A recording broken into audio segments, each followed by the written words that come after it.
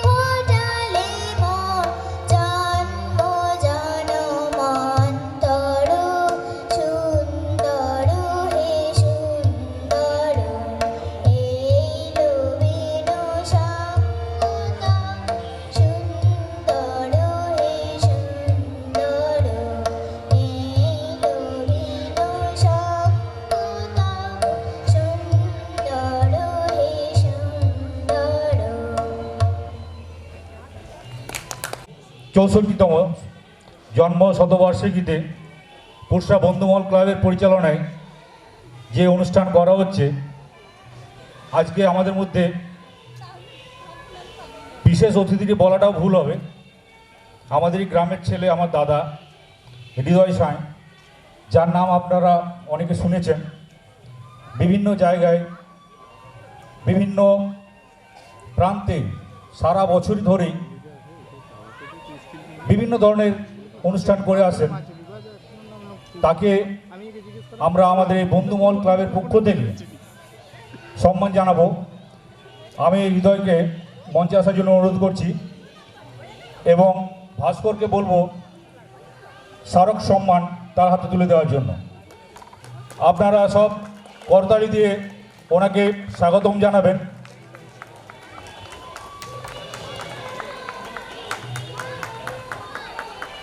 ধন্যবাদ। এরপর এই মঞ্চের দায়িত্বভার আমি হৃদয়ের হাতে তুলে দিলাম। তোমার ছন্দের নদী জমা হতো যদি, পৃথিবীতে হতো মহাসমুদ্র বলয়। ঝুরঝুরে গানের মাটি জমে জমে হতো আরেক নতুন হিমালয়। আকাশে বরুণে দূর স্ফটিক ফেনায় ছড়ানো তোমার প্রিয় নাম। তোমার পায়ের পাতা সবখানে পাতা, কোনখানে রাখবো প্রণাম। একদম সামনে যারা বসে রয়েছেন, এখানে যারা বয়স্ক যারা রয়েছে বা এদিকে যারা রয়েছে তারা সকলেই এজমালি বলে একটা শব্দ আছে, আপনারা জানেন। এই শব্দটার সঙ্গে আপনারা পরিচিত, বাইরের আমাদের বিধাননগরে বা ওরা হয়তো অনেকেই পরিচিত নয়, কিন্তু এজমালি শব্দটা এখানে আমি জানি অনেকেই পরিচিত। মানে কোনো সম্পত্তি যেটার অধিকার বহু মানুষ ভোগ করে, যেটা আমার সম্পত্তি, আমাদের, ঠিক আছে। সেই এজমালির একটি সম্পত্তি রয়েছে যেটা পৃথিবীর বাংলা ভাষাভাষীর মানুষ আমরা সকলেই ভোগ করি। সেই এজমালি সম্পত্তিটা হচ্ছে রবীন্দ্রনাথ। রবীন্দ্রনাথ সারা বিশ্বের যত বাঙালি আছে তাদের, আমাদের সম্পত্তি। আমরা বলতে পারি যে রবীন্দ্রনাথ আমাদের।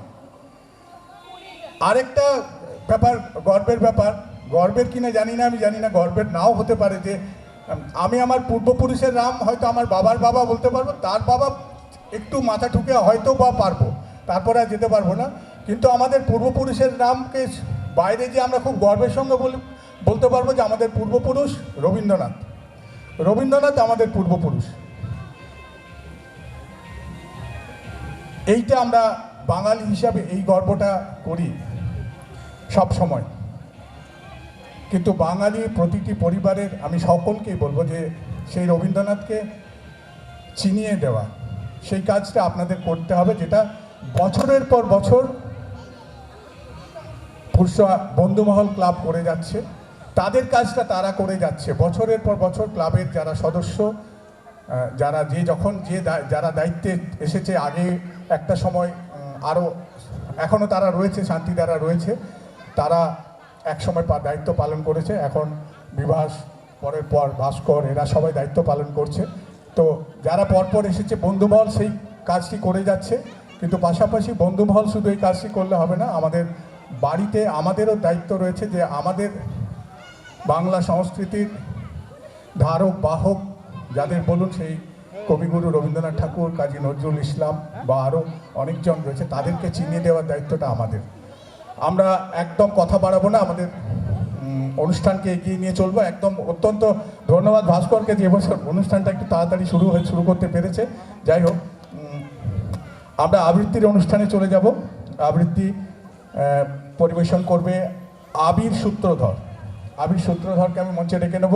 তৈরি থাকবে অদিচ্ছা পাঁজা, আবির সূত্রধর, অদিচ্ছা পাঁজা এবং আরেকজনের নামও বলে দিচ্ছি, অঙ্কুশ সূত্রধর। তোমরা সবাই তৈরি থাকবে।